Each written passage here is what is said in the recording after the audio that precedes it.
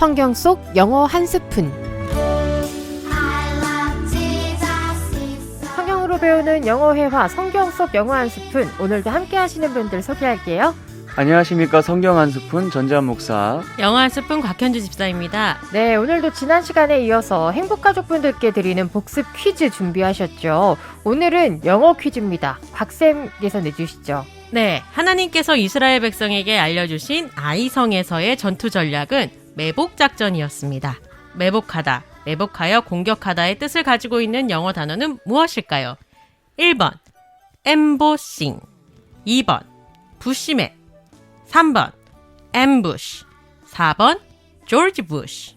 네, 문자 샵 1313, 카카오톡 YDCBS, CBS 레인보 어플 게시판으로 정답 보내주세요. 한 분 뽑아서 선물 보내드리겠습니다. 그럼 목사님, 오늘 성경 한 스푼 소개해 주시죠. 네, 오늘의 성경 한 스푼은 여호수아 9장의 말씀을 나누어 보겠습니다. 두 분 살면서 누군가를 속이기 위해서 깨를 내거나 거짓말을 해보신 적 있으신가요?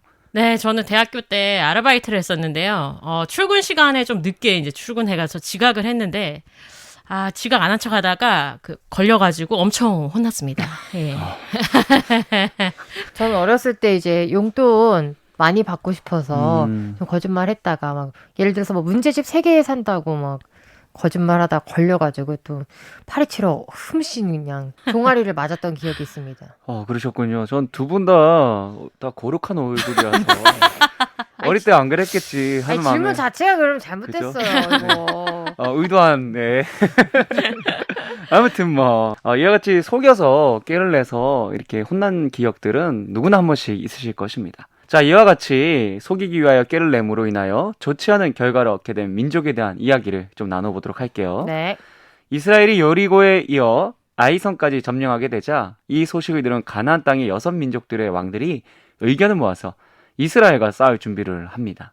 한 민족을 상대하기 위해 가나안의 여러 민족이 연합해서 싸움을 준비했다는 것은 그만큼 이스라엘에 대한 두려움을 가지게 되었다는 것인데요. 자, 그런데 연합군을 조직하는 상황 가운데서 한 가지 큰 문제가 일어나게 됩니다. 진짜 산 넘어 산이네요. 뭔가 쉬운 게 하나도 없는데요. 이번엔 또 무슨 일인가요? 네, 바로 연합군의 헤이족속에 속한 기브온이라는 민족이 배신을 하게 된 것입니다. 기브온 주민들은 연합군이 승리할 가능성보다 이스라엘이 승리할 가능성을 보고 이스라엘과 하친을 맺으려고 했던 것인데요. 그런데 사실 현실적으로 봤을 때 이러한 선택은 이해할 수 있는 선택이 아니었어요. 한 민족과 6민족의 연합군이 싸우면 누가 이기겠어요? 수적으로 우세한 6민족의 연합군 아닐까요? 네, 그렇죠. 9장, 10장의 내용을 보면요. 기본 민족들은 힘만으로도 이스라엘과 싸울 수 있을 만큼 강력한 군사력도 가지고 있었어요. 아니, 이스라엘과 거뜬히 싸울 수 있을 정도로 연합군의 규모가 훨씬 크잖아요. 연합군 편에 서는 게 훨씬 더 유리한데도 기브온이 이스라엘과 화친을 맺으려고 한 이유가 무엇이었을까요? 그들이 이런 선택을 한 건 바로 하나님 여호와께서 이집트로부터 시작해서 광야에서 행하신 모든 역사를 들었기 때문이에요.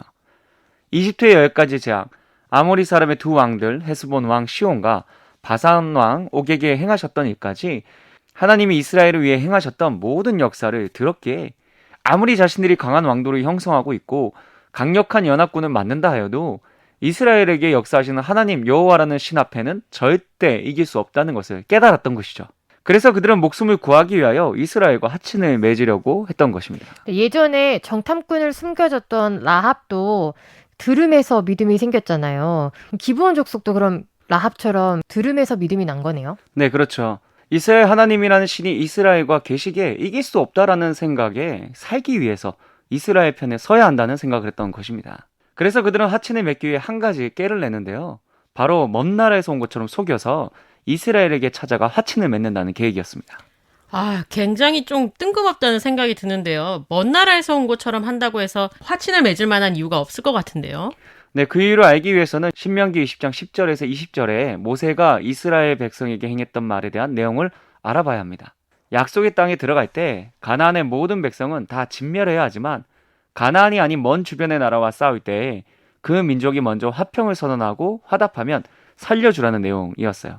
기브온 족속은 이 내용을 알았기에 그냥 찾아갔다가는 절대로 조약을 맺을 수 없을 것 같다는 생각에 깨를 내어 멀리서 온 민족과 같이 하여 하친을 맺는 것이 낫다고 결정을 했던 것이죠. 네, 라합처럼 가서 당당하게 구원을 요청하거나 아니면 죽으면 죽으리라는 심정으로 찾아갔으면 멋있어 보였을 것 같은데 굉장히 좀 뭔가 비겁하다는 느낌이 들긴 들어요. 또 속이는 건 또 나쁜 거잖아요. 네, 그렇죠. 남을 속이기 위한 깨는 절대 좋은 일이 아니지 않습니까? 그러나 기본은 이 방법을 택했고 자신들이 먼 나라에서 온 것처럼 하기 위해서 아주 치밀하게 준비하여 찾아갑니다. 헤어진 전대, 헤어지고 찢어져서 기운 가죽 포도주 부대를 나게 싣고 낡은 신과 낡은 옷을 입고 다 마르고 곰팡이가 난 떡을 준비하여서 자신들이 정말 먼 나라에서 온 것처럼 보이게 하여 이스라엘을 찾아가 동맹을 맺자 한 것이에요. 뭔가 갑자기 찾아와서 동맹을 맺자고 하면 수상하잖아요. 그쵸. 그래서 이스라엘 사람들은 그들을 의심하여 조약을 맺기를 거부합니다. 그러자 그들은 바로 자신들을 종이라고 말하면서 가까운 위치에 있는 민족이라는 것을 들킬까봐 현재 전쟁이었던 여리고와 아이성 전투에 대한 이야기는 쏙 빼놓고요. 오래전의 이야기인 애굽과 아모리 두 왕인 시온과 옥에 대한 이야기를 하면서 하나님의 역사에 대해 들었다고 이야기를 합니다. 그리고 그들이 준비한 곰팡이 난 떡과 그들의 낡은 복장을 보여줘요. 나름 소품까지 계획적이긴 한데 그래도 쉽게 넘어갈까요? 그런데 말입니다. 어. 네, 너무도 안타깝게도.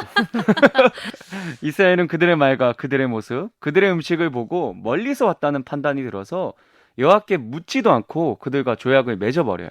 기본 민족에게 속임수에 넘어갔던 것이죠. 그들은 분명히 모든 일을 진행할 때 여호와께 물어봐야 했습니다. 그러나 그들은 눈에 보이는 것만을 믿고 여호와를 찾지 않았던 것이죠. 중심을 잡아야 할 여호수아도 말입니다. 또다시 아이성에 이어 하나님께 묻지도 않고 일을 진행하는 실수를 범했던 것이죠. 그런데 이러한 모습은 우리의 삶에도 많이 나타나요. 삶의 어떠한 문제나 어려움을 해결할 때, 또 신앙의 중요한 일들을 이루어갈 때 무엇보다도 주님을 찾는 기도가 우선이 되어야 되는데 기도하지 않고 즉시 움직일 때가 많다는 것이죠. 항상 기도하는 사람, 쉬지 말고 기도하는 사람들이 되셔서 어떠한 속임수에도 넘어가지 않는 우리, 모든 일에 즉시 기도함으로 실수하지 않는 우리가 되기를 바랍니다. 아멘. 그런데 결국 묻지 않고 이 일을 진행해서 뭔가 앞으로 좋지 않은 일들이 일어날 것 같은데요. 그 이후엔 어떻게 됐나요? 네, 하나님께 묻지도 않고 조약을 맺고 헤어진 3.15가 되자 기브온 족속이 가나안의 한 족속이라는 것을 알게 됩니다. 거짓은 반드시 밝혀지게 되는 것이기에 그들의 거짓말은 금방 들통이 난 것이죠. 이 일로 인하여 여호수아와 이스라엘 민족은 아이성 때와 같이 또 한 번의 큰 오점을 남기게 되어져요. 하나님의 뜻에 따라 완전한 가나안 정복을 이루지 못하게 된 수치스러운 일이 되어버린 것이죠. 여호와의 이름을 맹세한 일이기에 이제 돌아봐야 소용없다는 것을 안 여호수아는요, 기본 민족들에게 앞으로 여호와의 제단을 위하여 나무를 패고 물을 깃는 자, 즉 이스라엘의 종이 되어야 한다고 선하였습니다. 생명을 건질 수는 있었지만 속인 것에 대한 대가로 이스라엘의 노예가 되어버린 것이죠. 구원의 깨달음은 라합과 같았지만 구원의 요청은 달랐기에 라합은 자유롭게 민족 안에서 생활하는 자유인이 되었으나 기본 민족은 자유함이 없는 종이 되어버린 것입니다. 어쩌면 죽는 것이 더 나은 삶이 되어버린 것이죠. 결국 이 일은 이스라엘이나 기본 두 민족 모두에게 불행한 결과를, 또 수치스러운 결과를 낳았습니다. 그러면 우리는 진실한 삶을 사셔서 하나님과 그리고 함께하는 모든 일에게 기쁨과 행복이 되는 존재가 되시기를 바랍니다. 아멘. 그럼 성경 속 영어 한 스푼 시간인데요. 오늘 이야기 관련해서 어떤 표현 떠오르셨어요, 곽쌤? 네, 첫 번째로 떠오르는 표현은 속이다, deceive, D-E-C-E-I-V-E입니다.